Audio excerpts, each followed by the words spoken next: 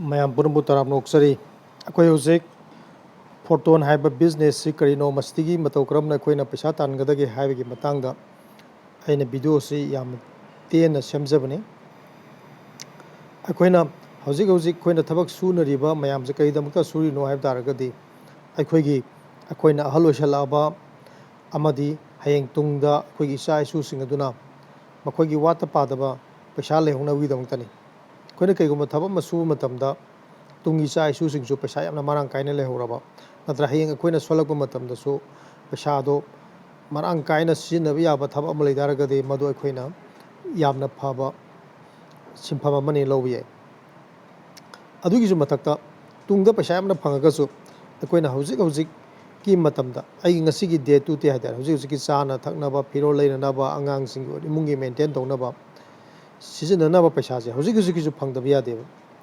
ꯑꯗꯨꯅ ꯍꯧꯖꯤꯛꯁꯨ ꯄꯩꯁꯥ ꯐꯪꯕ ꯇꯨꯡꯗꯁꯨ ꯄꯩꯁా ꯐꯪꯕ ꯑꯗꯨꯅ ꯃꯇꯝ ꯑꯅꯤꯃꯛꯁꯤꯗ ꯐꯪꯕ ꯌꯥꯕ ꯑꯗꯨꯒꯨꯝꯕ ꯊꯕꯛ ꯑꯃ ꯂꯩꯇꯥꯔꯒꯗꯤ ꯃꯗꯨ ꯑꯩꯈꯣꯏꯅ ꯑꯐꯕ ꯀꯝꯄꯅꯤꯅꯤ ꯇꯧꯕ ꯌꯥꯕ ꯊꯕꯛ ꯑꯃꯅꯦ ꯂꯧꯒꯅꯦꯕ ꯑꯗꯨꯅ ꯑꯩꯈꯣꯏꯅ ꯍꯧꯖꯤꯛ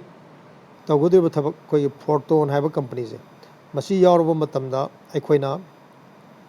ꯍꯧꯖꯤꯛꯀꯤ ꯄꯩꯁꯥꯁꯨ ꯐꯪꯒꯅꯤ ꯑꯗꯨꯒ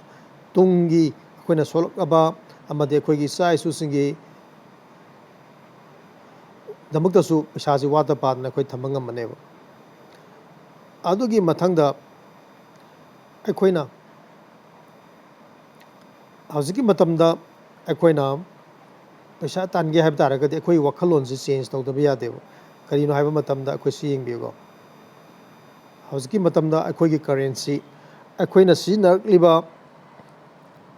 ꯀꯔꯦꯟꯁꯤꯁꯦ ꯑꯩꯈꯣꯏꯅ ꯔꯨꯄꯤꯁ ꯍꯥꯏꯕꯁꯦ ꯍꯧꯖꯤꯛ ꯃꯇꯝꯒꯤ ꯃꯇꯨꯡ ꯏꯟꯅ ꯀ꯭ꯔꯤꯞꯇꯣ ꯀꯔꯦꯟꯁꯤꯅ ꯃꯍꯨꯠ ꯁꯤꯟꯈꯤꯗꯣꯔꯦ ꯍꯥꯏꯕꯁꯦ ꯑꯩꯈꯣꯏ ꯈꯪꯕꯤꯌꯣ ꯃꯁꯤꯕꯨ ꯈꯪꯕꯤꯔꯕ ꯑꯗꯒꯤ ꯑꯩꯈꯣꯏꯅ ꯍꯥꯟꯅ ꯄꯩꯁꯥ ꯇꯥꯟꯅꯕꯒꯤꯗꯃꯛꯇ ꯑꯩꯈꯣꯏꯅ ꯊꯕꯛꯁꯦ ꯗꯨꯀꯥꯟ ꯐꯝꯕ ꯌꯥꯏ ꯁ꯭ꯀꯨꯜꯒꯤ ꯑꯣꯖꯥ ꯑꯣꯏꯕ ꯌꯥꯏ ꯁꯔꯀꯥꯔꯒꯤ ꯊꯕꯛ ꯇꯧꯕ ꯌꯥꯏ ꯄ꯭ꯔꯥꯏꯚꯦꯠ ꯀꯝꯄꯅꯤ ꯌꯥꯎꯕ ꯌꯥꯏ ꯁꯤꯒꯤ ꯃꯇꯥꯏꯗ ꯑꯇꯣꯞꯄ ꯑꯩꯈꯣꯏꯒꯤ ꯃꯣꯕꯥꯏꯜ ꯑꯃꯗꯤ ꯑꯩꯈꯣই ꯀꯝꯄ꯭ꯌꯨꯇꯔ ꯁꯤꯖꯤꯟꯅꯔꯒ ꯄꯩꯁా ꯇꯥꯟꯕ ꯌꯥꯕ ꯊꯕꯛ ꯃꯌꯥꯝ ꯑꯃ ꯂꯩꯔꯦ ꯍꯥꯏꯕꯁꯤꯁꯨ ꯑꯩꯈꯣꯏ ꯈꯪꯕꯤꯕ ꯇꯥꯔꯦ ꯍꯥꯏꯔꯤꯕ ꯋꯥꯈꯜ ꯑꯅꯤꯁꯦ ꯑꯩꯈꯣꯏꯅ ꯁꯔꯀꯥꯔꯒꯤ ꯊꯕꯛ ꯇꯧꯗ꯭ꯔꯒꯁꯨ ꯗꯨꯀꯥꯟ ꯐꯝꯗ꯭ꯔꯒꯁꯨ ꯑꯩꯈꯣꯏꯅ ꯑꯗꯣꯝꯒꯤ ꯃꯣꯕꯥꯏꯜ ꯑꯃꯗꯤ ꯑꯗꯣꯝ ꯀꯝꯄ꯭ꯌꯨꯇꯔ ꯁꯤꯖꯤꯟꯅꯔꯒ ꯄꯩꯁꯥ ꯇꯥꯟꯕ ꯌꯥꯕ ꯄ꯭ꯂꯦꯠꯐꯣꯝ ꯂꯩꯔꯦ ꯍꯥꯏꯕꯁꯤꯃ ꯈꯪꯕꯤꯔꯣ ꯑꯗꯒꯤ ꯑꯩꯈꯣꯏꯅ ꯁꯤꯖꯤꯟꯅꯔꯤꯕ ꯄꯩꯁꯥꯁꯦ ꯔꯨꯄꯤꯁ ꯅꯠꯇꯕ ꯀ꯭ꯔꯤꯞꯇꯣ ꯀꯔꯦꯟꯁꯤ ꯍꯥꯏꯗꯅ ꯀꯔꯦꯟꯁꯤ ꯑꯃ ꯊꯣꯛꯂꯛꯑꯦ ꯃꯁꯤ ꯁꯤꯖꯤꯟꯅꯔꯒ ꯑꯩꯈꯣꯏꯁꯨ ꯄꯩꯁꯥ ꯌꯥꯝꯅ ꯇꯥꯟꯕ ꯌꯥꯔꯦ ꯍꯥꯏꯕ ꯈꯪꯕꯤꯔꯕ ꯋꯥꯈꯜ ꯑꯅꯤꯁꯤꯕꯨ ꯈꯟꯕꯤꯕ ꯇꯥꯔꯒꯗꯤ ꯑꯗꯣꯝ ꯍꯧꯖꯤꯛꯀꯤ ꯁꯪꯁꯥꯔꯁꯤꯗ ꯉꯁꯤꯒꯤ ꯀꯝꯄ꯭ꯌꯨꯇꯔꯒꯤ ꯑꯦꯖ ꯃꯣꯗꯔꯟ ꯑꯦꯖꯁꯤꯗ ꯑꯗꯣꯝ ꯄꯩꯁꯥ ꯐꯖꯅ ꯇꯥꯟꯕ ꯉꯝꯃꯒꯅꯦꯕ ꯍꯥꯏꯔꯤꯕ ꯋꯥꯈꯜ ꯑꯅꯤꯁꯦ ꯁꯤꯕꯨ ꯈꯟꯕꯤꯗ꯭ꯔꯒꯗꯤ ꯑꯗꯣꯝ ꯍꯧꯖꯤꯛ ꯄꯩꯁꯥ ꯇꯥꯟꯕꯗ ꯑꯋꯥꯕ ꯃꯇꯝꯒ ꯆꯥꯟꯅꯗꯕ ꯑꯗꯨꯒꯨꯝꯕ ꯇꯦꯛꯅꯣꯂꯣꯖꯤ ꯁꯤꯖꯤꯟꯅꯕ ꯍꯩꯇꯕ ꯑꯗꯨꯒꯨꯝꯕ ꯃꯤꯁꯛ ꯑꯃ ꯑꯣꯏꯅ ꯂꯩꯍꯧꯔꯒꯅꯦꯕ ꯑꯗꯨꯅ ꯑꯩꯈꯣꯏꯅ ꯉꯁꯤꯒꯤ ꯚꯤꯗꯤꯑꯣꯁꯦ ꯑꯩ ꯌꯥꯝ ꯇꯦꯟꯅ ꯁꯦꯝꯖꯒꯦ ꯃꯌꯥꯝ ꯚꯥꯞ ꯇꯥꯅꯕ ꯑꯗꯨꯅ ꯑꯃꯦꯔꯤꯀꯥꯒꯤ ꯄ꯭ꯔꯦꯁꯤꯗꯦꯟꯅ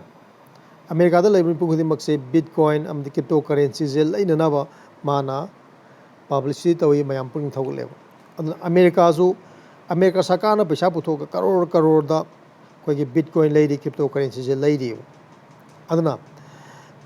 ꯄ꯭ꯔꯤꯊꯤꯕꯤꯒꯤ ꯂꯩꯕꯥꯛꯁꯤꯡꯁꯤꯅ ꯄꯩꯁా ꯄꯨꯊꯣꯛꯑꯒ ꯂꯩꯅꯔꯤꯕ ꯀ꯭ꯔꯤꯞꯇꯣ ꯀꯔꯦꯟꯁꯤ ꯕꯤꯠꯀꯣꯏꯟꯁꯤꯡ ꯑꯁꯦ ꯑꯩꯈꯣꯏꯅ ꯉꯝꯖꯕ ꯑꯩꯈꯣꯏꯅ ꯂꯨꯄꯥ ꯂꯤꯁꯤꯡ 10ꯒꯤ ꯑꯣꯏꯔꯣ 10ꯒꯤ ꯑꯣꯏꯔꯣ ꯂꯥꯛꯀꯤ ꯑꯣꯏꯔꯣ ꯂꯩꯁꯜꯂꯒ ꯑꯩꯈꯣꯏꯁꯨ ꯊꯝꯃꯒ ꯄ꯭ꯔꯤꯊꯤꯕꯤꯒꯤ ꯑꯣꯏꯕ ꯑꯆꯧꯕ ꯑꯑꯣꯟꯕ ꯑꯃ ꯂꯥꯛꯄꯁꯤꯗ ꯑꯩꯈꯣꯏꯁꯨ ꯀꯥꯟꯅꯕ ꯂꯧꯒꯅꯦꯕ ꯑꯗꯨꯅ ꯑꯩꯈꯣꯏ ꯏꯄꯥ ꯏꯄꯨꯁꯤꯡꯅ ꯍꯥꯏꯕꯤꯔꯝꯃꯤꯕ ꯌꯥꯍꯧ ꯉꯟꯕ ꯁꯦꯟꯗ꯭ꯔꯥꯡꯅ ꯆꯦꯡ ꯃꯆꯜ ꯆꯥꯏ ꯍꯥꯏꯁꯦ ꯑꯩꯈꯣꯏꯅ ꯃꯤꯌꯥꯝꯅ ꯈꯪꯅꯗ꯭ꯔꯤꯉꯩꯗ ꯑꯩꯈꯣꯏꯅ ꯍꯥꯟꯅ ꯈꯪꯍꯧꯔꯒ ꯑꯦꯗꯚꯥꯟꯁ ꯑꯣꯏꯔꯒ ꯈꯨꯗꯣꯡꯆꯥꯕ ꯂꯧꯍꯧꯔꯒꯗꯤ ꯑꯩꯈꯣই ꯄꯨꯟꯁꯤ ꯆꯨꯞꯄ ꯋꯥꯠꯇ ꯄꯥꯗꯅ ꯄꯩꯁꯥ ꯇꯥꯟꯕ ꯉꯝꯕ ꯌꯥꯝꯅ ꯏꯅꯥꯛ ꯀꯩꯔꯥꯛ ꯈꯨꯟꯕ ꯏꯃꯨꯡ ꯑꯃ ꯑꯩꯈꯣꯏꯅ ꯑꯣꯏꯍꯟꯕ ꯉꯝꯒꯅꯦꯕ ꯃꯤꯄꯨꯝ ꯈꯨꯗꯤꯡꯃꯛꯅ ꯂꯣꯏꯅ ꯌꯥꯎꯅꯔꯕ ꯃꯇꯨꯡꯗ ꯃꯤꯒꯤ ꯃꯇꯨꯡꯗ ꯆꯪꯉꯨꯔꯒꯗꯤ ꯑꯩꯈꯣꯏ ꯃꯥꯏ ꯄꯥꯛꯄ ꯉꯝꯃꯣꯏꯕ ꯑꯗꯨꯅ ꯍꯥꯟꯅ ꯑꯦꯗꯚꯥꯟꯁ ꯑꯣꯏꯕꯁꯤ ꯌꯥꯝꯅ ꯃꯊꯧ ꯇꯥꯏ ꯍꯥꯏꯕꯁꯤꯃ ꯑꯗꯨꯝ ꯈꯪꯕꯤꯔꯣ ꯑꯗꯨꯒ ꯉꯁꯤ ꯑꯩꯈꯣꯏꯅ ꯐꯣꯔꯇꯣꯟ ꯍꯥꯏꯕ ꯀꯝꯄꯅꯤꯁꯤꯗ ꯑꯩꯈꯣꯏꯅ ꯄꯩꯁꯥ ꯀꯃꯥꯏꯅ ꯇꯥꯟꯒꯗꯒꯦ ꯍꯥꯏꯕꯁꯤ ꯑꯩ ꯍꯥꯏꯖꯔꯛꯀꯦ ꯐꯣꯔꯇꯣꯟ ꯍꯥꯏꯕ ꯀꯝꯄꯅꯤꯁꯤ ꯑꯩꯈꯣꯏꯅ ꯃꯥꯁꯤ ꯌꯥꯎꯕ ꯃꯇꯝꯗ ꯂꯨꯄꯥ 1,000 ꯍꯧꯔꯒ ꯑꯗꯣꯝꯅ ꯑꯉꯝꯕ ꯑꯦꯃꯥꯎꯟꯗ ꯂꯥꯛ 10 ꯐꯥꯎꯀꯤ ꯃꯅꯨꯡꯗ ꯑꯗꯨꯝ ꯌꯥꯎꯕ ꯌꯥꯏ ꯑꯗꯨꯅ ꯃꯁꯤꯗꯩꯁꯤꯗ ꯑꯩꯈꯣꯏꯅ ꯀꯝꯄꯅꯤ ꯌꯥꯎꯈ꯭ꯔꯒ ꯄꯩꯁꯥ ꯑꯗꯨꯝ ꯂꯦꯞꯇꯅ ꯂꯥꯛꯑꯅꯤ ꯍꯥꯏꯕꯒꯤ ꯑꯗꯨꯒꯤ ꯋꯥꯈꯜꯂꯣꯟꯗꯨꯃꯗꯤ ꯑꯩꯈꯣꯏꯅ ꯊꯥꯗꯣꯛꯄꯤꯕ ꯇꯥꯏ company any stage da adom na yauragasu akhoi na yamdrabada tha amada nataga numit tarani khudingi ngamagadi mi amom to ju happy batare akhoi na akhoi gi maru mapangsi akhoi na company kai riba toy riba mayam se kari gidagi kai riba no toy riba no hai bataragadi akhoi si thabakti sudaba isagi energy puthok ningdaba knowledge taningdaba paisa duna adum phammaga ai yumda phammaga leraga paisa da panglaga lane khanbase madudagi ne akhoi na paisa mang leriba mayam se adubu akhoi gi photon sida di akhoi ni yamdaba adom na thodo ma thokpa matamda adom gi baton tonanaba mi chani ma sahum ma mari matai mi mayam am lei mayam du gi adom na yam close oba mioi humfu khak tang khangalaga adom gi team da work tawminaba matamda adom tha taruk to obi sahi do obi crore ma tan bangam gi opportunity do lei aduna team size yamdrabada akhoi gi mi humfu khak tang leiraga su adom crore tan ba yaba adugumba company ne aduna hairiba business se akhoi khangmina duna khudong chabasi lawminasi aduga akhoi gi sida hojik leiribasi kamaina khoina paisa talibno haiba taragadi akhoi gi company si adomna thamiba paisa si invest toroga lakpa nate mase akhoi gi members singna yaksulakpado madugi paisa na akhoi da dum phangjabane adusu kaya double phangaduriba kudamoina u haibaje adomna lupa lising 10 da yaure adomna number 1 amadi number 2 haiba mi je lupa lising 10 da mu khomen lors lupa number 1 sina lupa lising 10 da yarpa matamda adomda lupa lising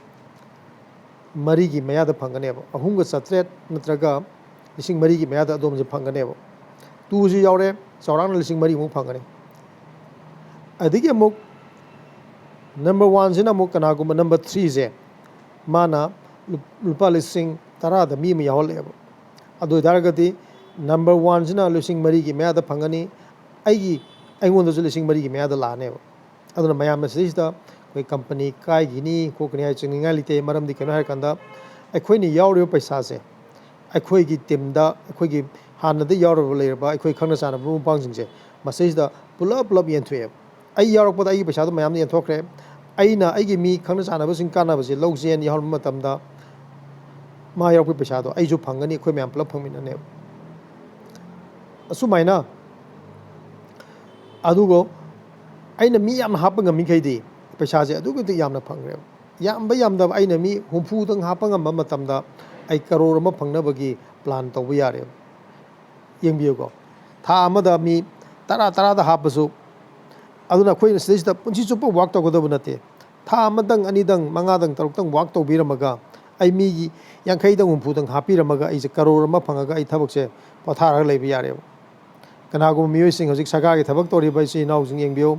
pension oiro ma ro lak yankhai humfu crore ma gi maya da phangna honabada nonga amade nimit taba haidare pung 10 dagi chalaga nungthing pung 3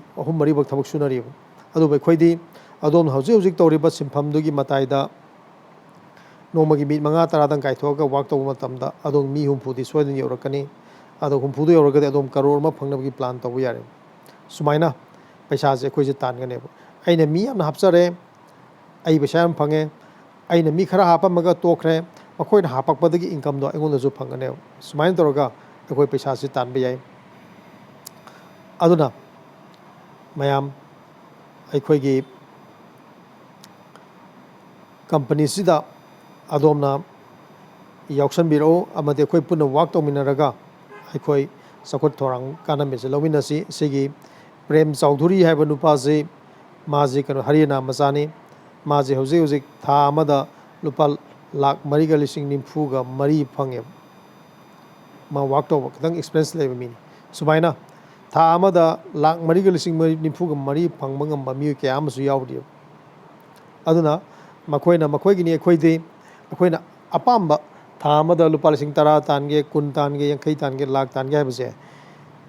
si company si yawro matamda suksoi soina tan bayagni adomna adongi punsida basa khara imung manungi amadi si naw singi aigi sa singi tungi punsida paisa gi awat padu lehelaro yena ꯈꯟꯕꯤꯔꯕ ꯑꯃꯗꯤ ꯑꯗꯨꯝ ꯌꯥꯝꯕ ꯌꯥꯝꯗꯕ ꯊꯥ ꯑꯃꯇ ꯑꯣꯏꯔꯁꯨ ꯑꯅꯤꯗ ꯑꯣꯏꯔꯁꯨ ꯑꯍꯨꯝꯗ ꯑꯣꯏꯔꯁꯨ ꯑꯩ ꯑꯉꯝꯕꯤꯗ ꯍꯣꯠꯅꯔꯝꯃꯒꯦꯅ ꯈꯟꯕꯤꯔꯕ ꯑꯗꯨ ꯑꯣꯏꯔꯒꯗꯤ ꯑꯗꯣꯝ ꯁꯤ ꯀꯝꯄꯅꯤꯁꯤꯗ ꯌꯥꯎꯕꯤꯔꯛꯑꯣ ꯑꯗꯨꯒ ꯑꯗꯣꯝꯅ ꯑꯄꯥꯝꯕ ꯊꯥ ꯑꯃꯗ ꯑꯗꯣꯝꯅ ꯇꯥꯅꯤꯡꯕ ꯄꯩꯁꯥ ꯇꯥꯟꯕꯤꯌꯨ ꯑꯗꯨ ꯑꯀꯨꯞꯄ ꯈꯪꯕꯤꯅꯤꯡꯕ ꯂꯩꯔꯒꯁꯨ ꯚꯤꯗꯤꯑꯣ ꯑꯁꯤꯕꯨ ꯁꯤꯌꯥꯔ ꯇꯧꯔꯛꯏꯕ ꯃꯤꯗꯨꯒ ꯄꯥꯎ ꯐꯥꯎꯅꯕꯤꯌꯨ ꯑꯃꯗꯤ ꯑꯀꯨꯞꯄ ꯃꯔꯣꯜ ꯂꯧꯕꯤꯌꯨ ꯍꯥꯏꯔꯤꯕ ꯚꯤꯗꯤꯑꯣ ꯑꯁꯤꯅ ꯑꯗꯣꯝꯒꯤ ꯄꯨꯟꯁꯤꯗ ꯑꯆꯧꯕ ꯑꯑꯣꯟꯕ ꯑꯃ ꯁꯣꯏꯗꯅ ꯄꯨꯔꯛꯄ ꯉꯝꯒꯅꯤ ꯍꯥꯏꯕꯁꯦ ꯑꯩꯒꯤ ꯊꯥꯖꯕꯅꯤ ꯚꯤꯗꯤꯑꯣ ꯑꯁꯤꯕꯨ ꯌꯦꯡꯕꯤꯕꯒꯤꯗꯃꯛꯇ ꯑꯗꯣꯝꯕꯨꯁꯨ ꯊꯥꯒꯠꯆꯔꯤ ꯊꯦꯡꯛ ꯌꯨ ꯚꯦꯔꯤ ꯃꯆ